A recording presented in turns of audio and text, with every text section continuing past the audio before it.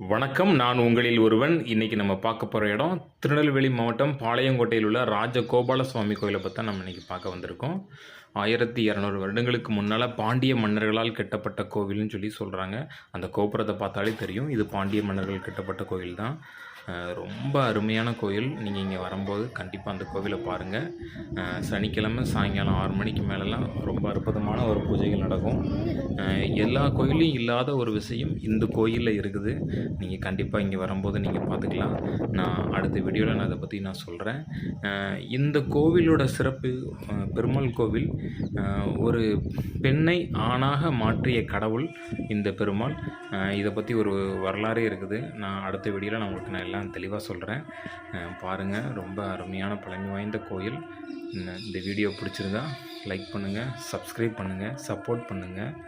நன்றி, வணக்கம்.